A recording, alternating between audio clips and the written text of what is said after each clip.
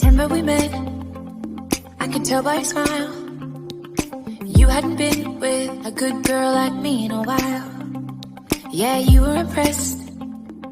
Hey guys, welcome back to my channel. কি খবৰ সকলোৰে?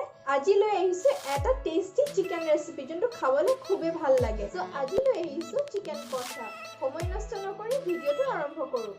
প্ৰথমতে এটা বাউল লৈছো, তাত মই চিকেন লৈছো আৰু এড কৰিছো আদা নহৰু পেষ্ট আৰু হালধি পাউডাৰ। লৈছো অলপ ধনিয়া পাউডাৰ আৰু মিক্স কৰি 30 মিনিটৰ কাৰণে মেৰিনেট কৰি ৰাখিম। এখন কেৰাহী লৈছো, ইয়াত মই মিঠাতেল দি আলু ফ্ৰাই কৰি লৈছো। ইয়াত মই এতিয়া এড কৰিম সোৱাদ অনুসৰি নিমখ আৰু এনেকৈ ভালকৈ ফ্ৰাই কৰি লম।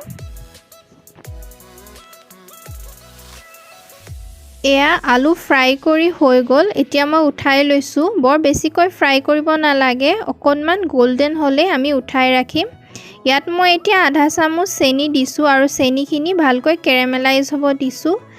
কেৰামেলাইজ হোৱাৰ পিছত মই ইয়াত এড কৰিছো তেজপাত, শুকান জলকীয়া, জিৰা গুড়া, ইলাইচি, লং, ডালচিনি আৰু ভালকৈ ফ্ৰাই হ'ব দিছো। ইয়াত মই এতিয়া এড কৰিম কমেও 2 কাপ পিয়াজ। মিডিয়াম সাইজ হলে মানে দুটা লব আৰু ডাঙৰ সাইজৰ এটা পিয়াজে হৈ যাব। ভালকৈ ফ্ৰাই কৰাৰ পাছত ইয়াত মই এড কৰিছো কমেও 3 চামুচ ৰেড চিলি পাউডাৰ। এটো কাশ্মীৰী ৰেড চিলি পাউডাৰ হয় আৰু দিছো প্ৰয়োজন অনুসৰি হালধি। ভালকৈ ফ্ৰাই কৰি লৈছো আৰু ইয়াত এড কৰিছো 1 কাপ বিলাহী। বিলাহীখিনি ভালকৈ মই চপ কৰি লৈছো আৰু ইয়াত এড কৰিছো অকমান নিমখ আৰু ভালকৈ সিজাই আছো। এনেকৈ ফ্লেমটো মিডিয়াম হাইট ৰাখি মাজে মাজে লৰাই সিজাই থাকিম আৰু যাতে মছলাখিনি ভালকৈ গলি যায়। মছলাসমূহ ভালকৈ গলা পাছত মই ইয়াত এড কৰি দিছো মেৰিনেট কৰা চিকেন আৰু এয়া আমি ভাজি থাকিম। চিকেন কষাত এটাই মনত ৰাখিব লাগে যে আমি মিডিয়াম হাইট ৰাখি পেনি ঘনাই ঘনাই এনেকৈ ভাজি থাকিব লাগিব, তেতিয়াহে কালাৰটো ভাল উঠিব আৰু খাবলৈ টেস্টি হ'ব। এয়া মই 5 মিনিটৰ কাৰণে ঢাকি ৰাখিছো। আকৌ 5 মিনিটৰ পাছত লৰাই লৈছো।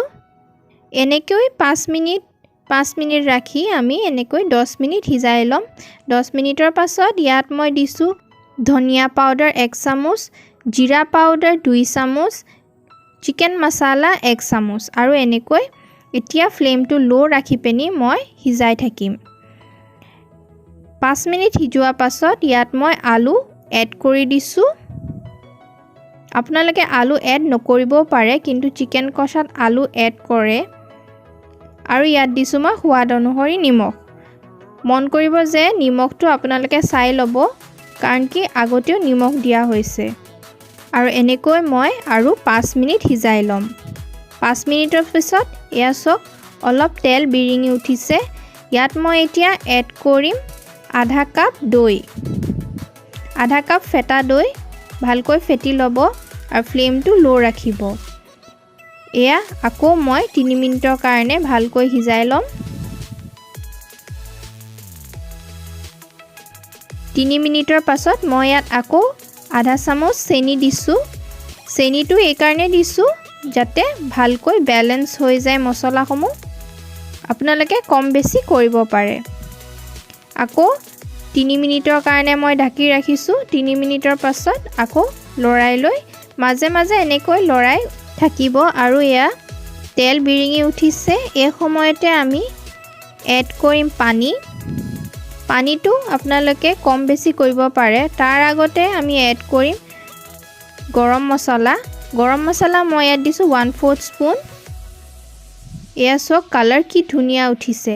মই ইয়াত দিছো কমেও আধা কাপ পানী আৰু এনেকৈ মিডিয়াম হাইট মই উতলিব দিছো।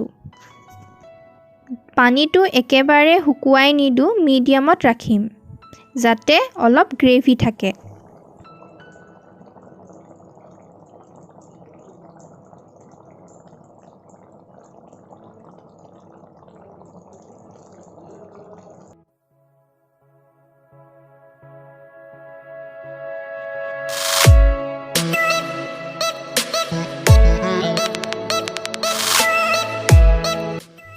এয়া মোৰ চিকেন কষা ৰেডি হৈ গ'ল এয়া আপোনালোকে কমেও 15 মিনিট মান উতলাব মই কমেও 15 মিনিটে উতলাইছিলো পৰিমাণটো চাই চিকেন কষা সদায় গ্ৰেভি খাই ভাল লাগে সেই কাৰণে মই এয়াই আপোনালোকক সাজেষ্ট কৰিম যে আপোনালোকে গ্ৰেভিত ৰাখিব সো ৰেডি হৈ গ'ল মোৰ ডিলিশিয়াস আৰু ইয়ামি চিকেন কষা ভিডিওটো চাই কেনে পালে মোক জনাব কমেন্ট বক্সত আৰু এই ভিডিওটো শিওৰলি ট্ৰাই কৰিব বহুতে ইজি হয় আৰু খাবলৈ খুবেই টেস্টি কিন্তু এটা টিপছ এণ্ড ট্ৰিক্সবোৰ চাই ল'ব আৰু বনাই মোক ফটো শিওৰলি শ্বেয়াৰ কৰিব এই ভিডিওটো লাইক কৰিব শ্বেয়াৰ কৰিব আৰু মোৰ চেনেলক সাবস্ক্ৰাইব কৰিব নাপাহৰিব till then take care bye bye and thanks for watching